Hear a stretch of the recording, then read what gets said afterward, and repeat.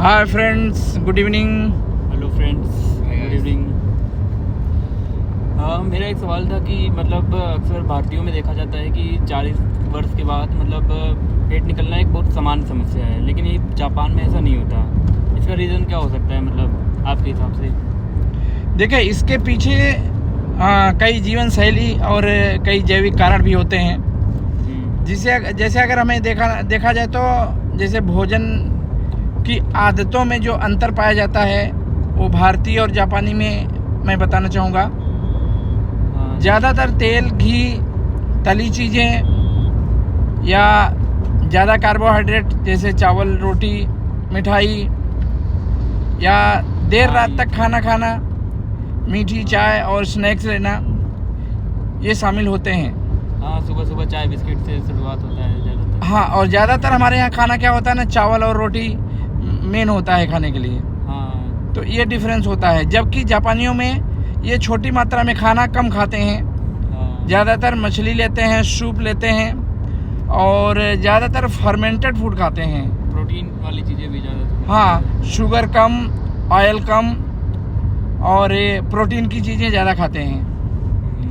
अच्छा, अगर बैठकर काम करने की आदत जहाँ तक होती है हमारे भारतीयों में, ज़्यादा होती है।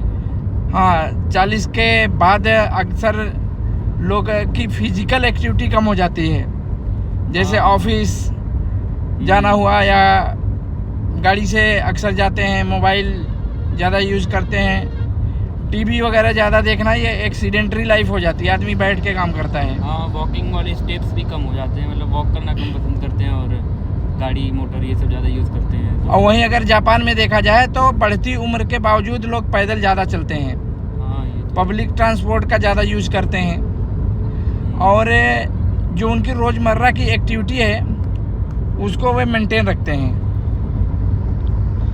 अच्छा, अगली बात अगर हम लोग सोचें तो पेट की चर्बी जमा होने की एक प्रवृत्ति होती है जो साउथ एशियंस जेनेटिक्स में एब्डोमिनल फैट जल्दी जमा होने की प्रवृत्ति होती है और इसलिए जो है ये भारतीयों में ज़्यादा पाई जाती है। हाँ, ये थोड़ा सा जेनेटिक्स में आ गया है कि स्टारवेशन वगैरह होता था पहले, तो बॉडी स्टोर करने लगती है। हाँ, बॉडी स्टोर करने की वजह से हमारा जीन में आ गया है कि खाना जो भी खाएंगे तो स्टोर होगा ज़्यादा। अच्छा, इससे होता है क्या, बेली फैट होता है, डायबिटीज़ होती है, हाँ, ये प्रॉब्लम होती है, ये अपेक्षाकृत हम लोग के यहाँ ज़्यादा होती है। चौथी बात अगर हम देखें तो तनाव और नींद, जो भारत में अक्सर अनियमित नींद होती है, लोग टेंशन में रहते हैं, लेट नाइट तक रूटीन उनका रहता है जागने का, कुछ काम करने का।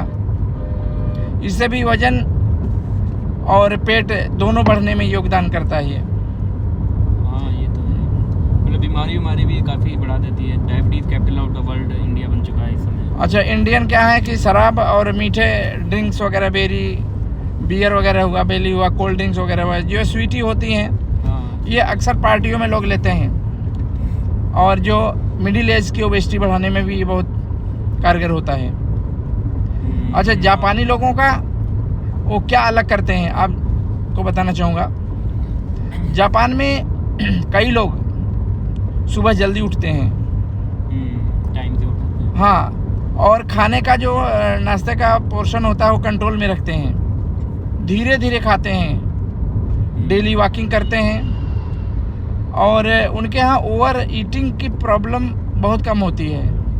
उनका सिद्धांत होता है कि 80% ही खाना खाते हैं, पेट को 80% ही भरना उचित समझते हैं, जिससे उनका मेटाबॉलिज्म अपेक्षाकृत बेहतर होता है। और अगर पेट से निकलने से बचने के लिए कुछ अगर प्रैक्टिकल उपाय किया जाए तो क्या करना चाहिए कि रोज़ 40 से 50 मिनट तक ब्रिस्क वॉक करना चाहिए। हाँ, ये तो है। रात का खाना हल्का खाएं और जल्दी खाएं, चीनी और रिफाइंड कार्बोहाइड्रेट्स का यूज़ ना करें, प्रोटीन और फाइबर बढ़ाएं। चीनी से भी फैट बढ़ता है, चीनी बाद में जाके बॉडी में फैट बन जाता है। हाँ, जो स्टोर रहती है। और अल्कोहल और सॉफ्ट ड्रिंक्स वगैरह को भी सीमित रखें। और एक्सरसाइज अगर रेगुलर डेली नहीं कर पा रहे हैं तो आप दिन में सप्ताह में कम से कम 2-3 बार दिन तो कर लेना चाहिए, क्योंकि 40 के बाद मोटापा सिर्फ मोटापा नहीं रह जाता, या फ्यूचर का डायबिटीज़ या बीपी या हार्ट की प्रॉब्लम डिप्रेशन वगैरह भी का भी संकेत देता है, और इससे लोग डिप्रेशन में भी जा सकते हैं।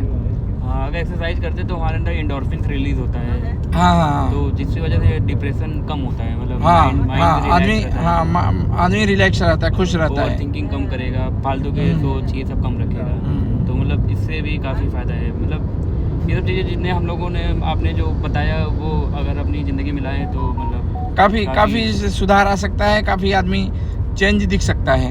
हाँ, बस मतलब 5-6 महीने भी अगर सही से कर लिए तो आपकी पूरी ज़िंदगी बदल सकती है। ऐसा बिल्कुल, और रूटीन में डाल लेना चाहिए। हाँ, आपको जो चीज़ें हमने बताई, जो बातें बताई, इसको रूटीन में डाल लेना चाहिए।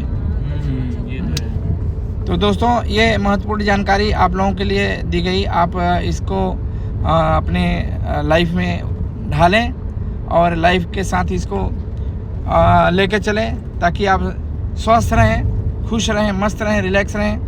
और ये जानकारी अच्छी लगी हो तो प्लीज़ इसको लाइक करिए। अगर हमारे चैनल पे नए हो तो प्लीज़ फॉलो करिए, और कोई जानकारी चाहिए तो कमेंट करिए। बहुत बहुत धन्यवाद। आएगा इस हाय गाइस।